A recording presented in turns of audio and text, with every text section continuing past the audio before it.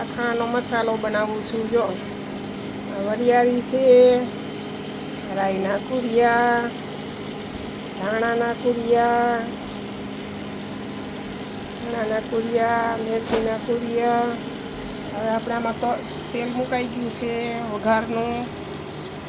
તજ લવિંગ નાખ્યા છે, થોડાક મરી નાખી દઈએ એટલા મરી તીખા મરી નાખ્યા. હિંગ નાખી દેવાની જો એટલી. મેથીના કુરિયા નીચે રાઈના, ધાણાના, વરિયાળીના, પછી નમક, હળદર એ પછી નાખવાનું. ચટણી પછી નાખવાની. તેલ રખાઈ ગયું છે, મસાલો વઘારાઈ ગયો. જો પછી લાલ મરચાં, પછી ખારેક નાખવાની છે, કેરી, પછી કેરી, એમાં ચટણી. જો આપણે આ મસાલો વઘારાઈ ગયો.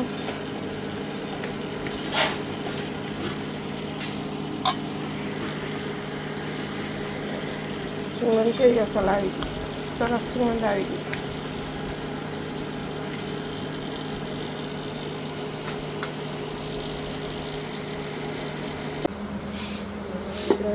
થોડી હળદર નાખી દઈએ.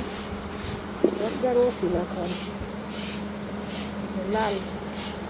લાલ દેખાય તો. હા, તીખું કરવું ને એટલે હળદરનો ઉપયોગ ઓછો કરવાનો.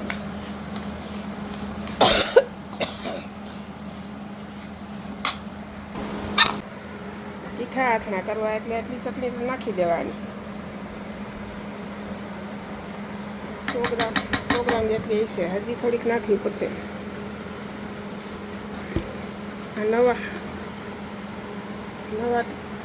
મરચાંની ચટણી છે, નવા જ વાપરવાનું. હળદર ચટણી નવું વાપરવાનું અથાણામાં. 12 મહિના હાથનું કંઈ ના થાય, ગેરંટી.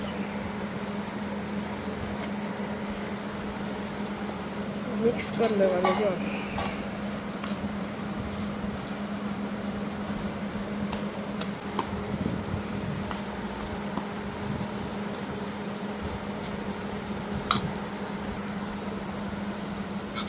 મસાલો કમ્પ્લીટ થઈ ગયો. હજી તેલ નાખવાનું છે, પણ હવે પછી છેલ્લે. મસાલો કમ્પ્લીટ વઘારાઈ ગયો.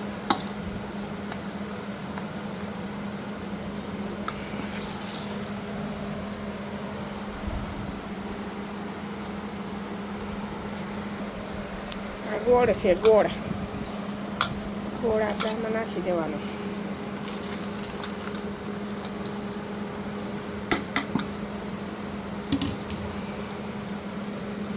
ફેરવી દેવાનો.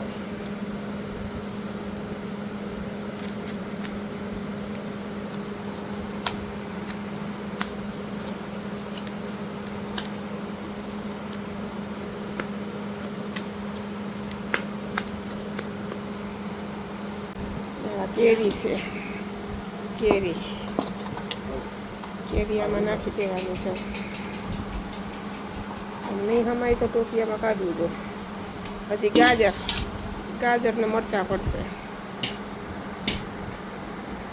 ગોળ મસાલો એ બધો ભેરવાઈ ગયો.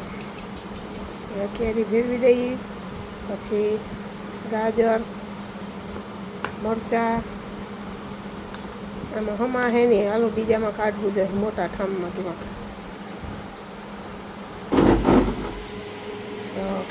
થઈ ગયો મસાલો કેરીમાં.